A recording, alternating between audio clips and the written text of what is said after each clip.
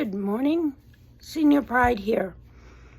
Today I'm going to talk about food issues, specifically the current economy and how it's impacting our ability to eat at all, but if we even can't afford anything, how to eat healthy. And these issues affect everyone. But if you're, for instance, in Canada, if you have a disability or you're a senior or you're older or you're any of those combination, food becomes, it's no longer even in the budget, because if you can even pay the rent, you're lucky. The rents are so high. So when we get to food, it's just survival, just getting calories in. It's not even an issue of being able to afford things that are nutritious. And if, like me, you're always reading about nutrition and what's good and what's not so good and the things that are added to the foods and that, it becomes very disturbing, because all you can really afford, if you can afford anything, and all you're going to get from food banks, if you're at the point where you're getting to food banks, and a lot of folks are, that you're getting very unhealthy calories. And I see folks constantly explaining the nutritional facts of different things and that, but the reality is most of us can't afford organic, free-range foods that are healthy. All we can afford is to survive at most. And many Canadians are now depending on food banks.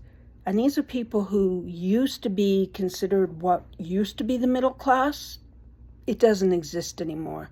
So for an older person or a person with a disability in Canada, food is basically, it's no longer considered a necessity. It's if you're lucky. It's an if you're lucky kind of thing. We have these big megacorps, and I know you all my Canadian pals know the name Galen Weston Jr. They're conglomerates that basically own all of the food supply in Canada. And because of them, food has been outpriced. Galen Weston Jr. is a perfect example of someone who's so focused on profits that he has become like the number one enemy to most Canadians, because he owns most of the stores, Le Globlas, No Frills, and a whole bunch more that provide or that give us access to food, and we can't afford it. You know, fruits, vegetables, they're completely off the table now. Healthier foods, if we're lucky, we can get some junk that doesn't afford, that doesn't cost anything. And that's if there's something left after we pay the rent. I'll deal with that another day. But the fact is that these people are so focused on profits. And they're also, because they also, the ones that provide our food supply also own the pharmaceutical supply. So what they do is they poison us, and then they provide medications that poison us to treat the issues that we've come up with because of the poisoning. And then the medications, like I said, they poison us, and then they treat the dementia, quote unquote treat, because you can't really treat dementia, but they're really in control of all this. So what do we do? What do we do as older people, as people with disabilities? What do we do to try to turn this around? Well, for one thing, if you're fortunate enough to live in a large city like Edmonton, and you can afford, or you can get to smaller places, family-run places, they still exist. They're hard to find, but they still exist. Do that, because you might find that the prices are a little better, that the options are a little more available, healthier options are a little more available. If you're living in a place that really is a food desert and all you're able to access is like fast food, they're conglomerates too, and they're controlling you. But say something. Use your voice. When you go in there, point out that their burgers or whatever they're selling are so expensive that they're killing you.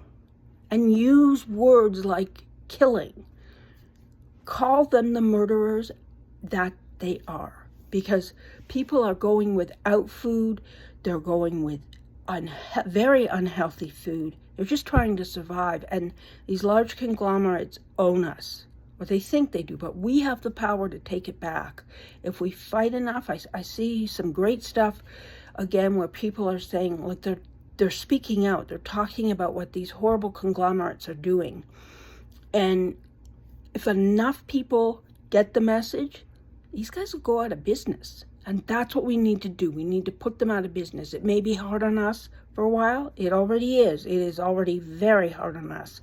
But if we start speaking out, using those voices, and for us older folks, we were using those voices in the 60s, 70s, 80s. We were talking about women's rights, about freedom, about equality, so we can use it to talk about food safety and the right to eat.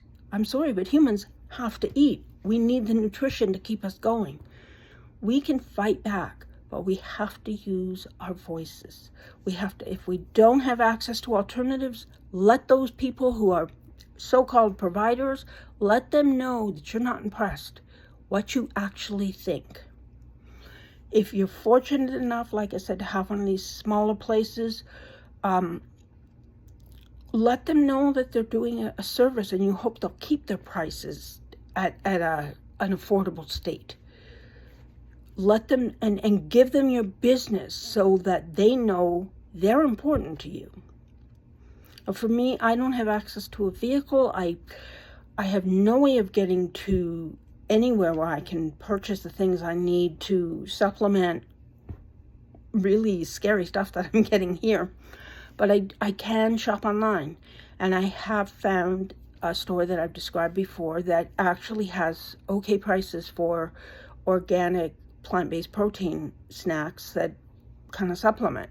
So I have to be very careful. I don't have much money, but what I do have, I give them my business, because as of now, and I hope this continues, they are providing a service that I can access, and that many of us can access. And I will explain, this is a Canadian company. I'm not being paid for this, that nobody is giving me permission to say their name, so I hope they don't get angry.